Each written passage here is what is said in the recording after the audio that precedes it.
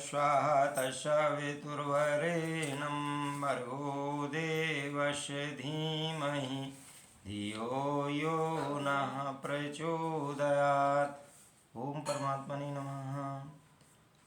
तज्जगस्य पुण्यपापाभ्यां स्पर्शो ह्यन्तर्न जायते न ययाकाशस्य धूमेन दृश्यमानापि संगतिः।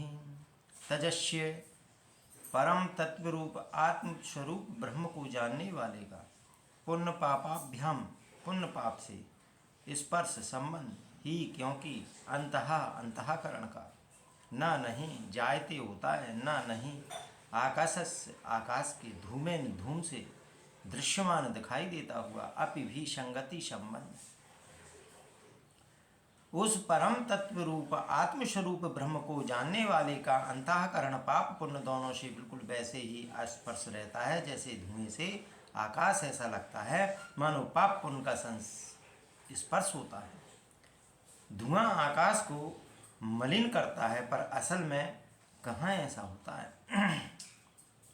अंतःकरण का दोहरा कृत होता है जब वह शरीर मन बुद्धि इंद्रियों के संग होकर इच्छाओं तथा वासनाओं से ग्रस्त होता है, तब यह पाप पुण्य का भागी होता है। लेकिन जब यह शुद्ध होता है तब आत्मा की अनुभूति करता है, तब यह विकार रहित होने के कारण पाप पुण्य का भागी नहीं होता है। ये पाप पुण्य के भाव उसको छू भी नहीं पाते हैं। पाप पुण्य तो एक धारणा मात्र है, कार्य में नहीं भावना में होते हैं।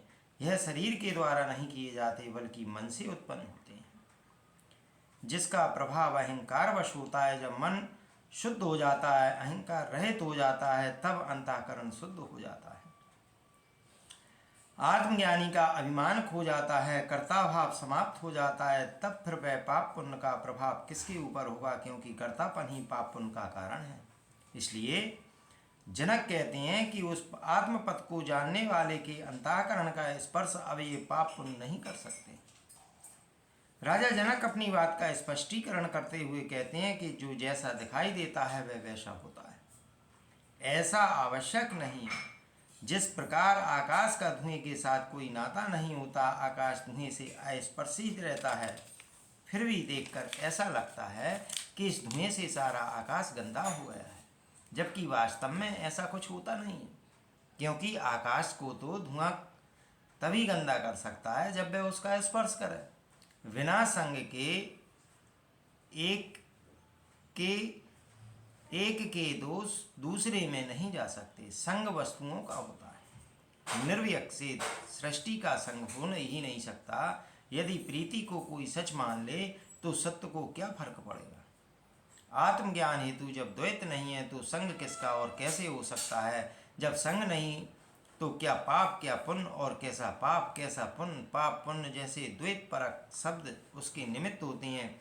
जो द्वैत को मानता है आत्मज्ञानी को इनसे कोई मतलब नहीं होता है। जनक को ज्ञान प्राप्त हुआ है, इसलिए वे इसकी सही व्याख्या दे पा रहे हैं। इस कारण को भी महर्षि अष्टावक्र जैसा ज्ञानी गुरु ही समझ सकता है। अज्ञानी के है समझ में ही नहीं आएगा कि जो घटित हुआ है वह वास्तविकता है या धूम्र मात्र है।